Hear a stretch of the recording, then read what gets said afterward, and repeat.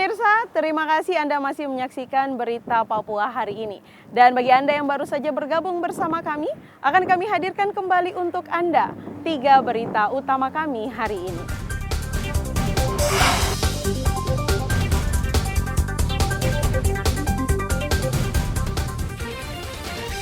Hilang 7 hari, jasad nelayan ditemukan membusuk di distrik Okaba, Merauke. Ratusan orang berunjuk rasa di Timika menolak SK Mendagri yang menunjuk pengganti Johannes Retop sebagai penjabat bupati.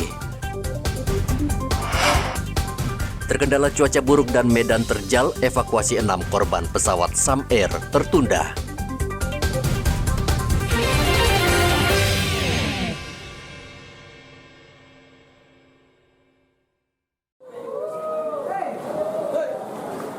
Dua hari menjelang Idul Adha, harga daging sapi dan kebutuhan pokok di Pasar Rawamangun Merauke kompak naik.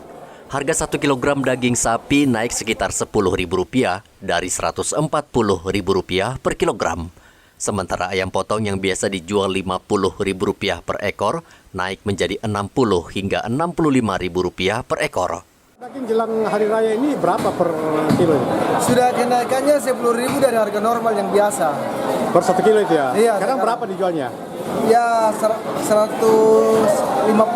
Sekarang dari harga berapa itu? Dari 140 ke 150. Karena kalau untuk ayam itu berapa sekarang ayam? Kalau ayam sekarang tuh kenaikannya dari harga 50 sampai 60 sampai 65 juga ada. Ini kira-kira mendekati hari raya ini makin naik lagi kira-kira? Nanti kalau kita lihat stok kan, karena kalau sementara kita lihat ini stok masih memadai, masih cukup. Tapi kemungkinan akan naik ya? Ya kalau stok permintaan semakin besar pasti otomatis akan naik.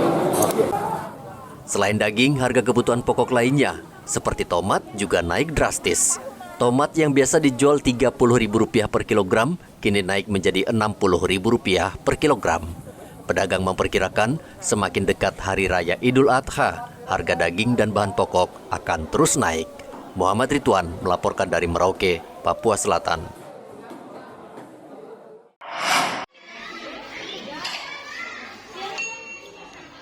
Banyak sekolah di Merauke, Papua Selatan menggelar wisuda di sejumlah hotel dan tempat mewah. Gubernur Papua Selatan Apollo Savanvo mengatakan wisuda seperti itu hanya pemborosan dan membebani orang tua siswa, khususnya mereka yang tidak mampu. Ada kecenderungan sekolah-sekolah baik dari tingkat TK, SD, SMP, SMA yang melakukan penamatan atau upacara wisuda di hotel-hotel. Tentu kita sudah tahu bahwa kalau penamatan dilakukan di hotel, pertama itu membutuhkan biaya yang besar. Pasti akan memberatkan orang tua, terutama orang tua siswa yang tidak mampu. Yang kedua, sebenarnya rasa bangga dan cinta siswa itu terhadap sekolahnya, terhadap alma maternya, itu akan jauh tertanam di dalam hati sanubari apabila peristiwa-peristiwa penting semacam itu dilakukan di sekolahnya. Kalau dilakukan di luar dari sekolah itu kan kesan terhadap sekolah yang telah mendidik mereka, membesarkan mereka itu tidak akan tertanam di dalam hati sanubari para siswa. Jadi kalau kita ingin memberikan kenang-kenangan yang terakhir kepada mereka saat penamatan sekolah, sebaiknya dilaksanakan di sekolah. Itu akan jauh lebih baik. Apollo yang juga merupakan tokoh pendidikan di tanah Papua berharap wisuda yang digelar taman kanak-kanak hingga tingkat SMA dilaksanakan di lingkungan sekolah. Muhammad Ridwan melaporkan dari Merauke, Papua Selatan.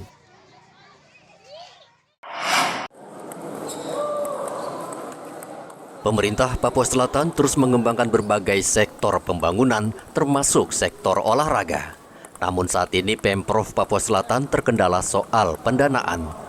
Gubernur Provinsi Papua Selatan Apollo Savanvo mengatakan akibat keterbatasan dana, sarana dan prasarana olahraga sangat terbatas. Apollo saat ini tengah mencari pengusaha dan pihak ketiga untuk membantu Pemprov memajukan sektor olahraga agar berkembang dan maju. Dari sisi penganggaran, ini baru mengandalkan anggaran pemerintah untuk pembinaan olahraga. Ke depan itu harus kita dorong supaya masyarakat maupun swasta bisa ikut terlibat dalam pembinaan olahraga. Tapi untuk itu kita harus meningkatkan prestasi olahraga supaya mendapatkan kepercayaan dari masyarakat dan juga dari dunia usaha. Yang berikut, kita punya sarana prasarana juga masih sangat minim, sehingga untuk pembinaan atlet-atlet itu kita menghadapi kendala di situ. Oleh karena itu ke depan kita dalam rangka peningkatan prestasi olahraga harus menyediakan sarana prasarana yang memadai. Khusus untuk tenis meja atau table tennis yang sering juga kita kenal dengan nama pingpong, sebenarnya dia lebih fleksibilitasnya lebih tinggi karena dengan meja yang kecil kita bisa melakukan kegiatan olahraga tenis meja itu sebenarnya di mana saja, bisa secara indoor maupun outdoor. Dan ini tantangan bagi pengurus Pemprov Persatuan Tenis Meja Seluruh Indonesia untuk Provinsi Papua Selatan, karena lahan yang dibutuhkan sangat kecil. Hanya dengan satu meja kita bisa melakukan aktivitas olahraga tenis meja. Maka ini harus segera disosialisasikan dan menarik minat masyarakat, terutama generasi muda, supaya dapat berprestasi dalam bidang tenis meja. Apollo menyaksikan pengukuhan dan pelantikan pengurus tenis meja seluruh Indonesia atau PTMSI dan melantik Joko Guritno sebagai Ketua Umum untuk Papua Selatan. Muhammad Ridwan melaporkan dari Merauke, Papua Selatan.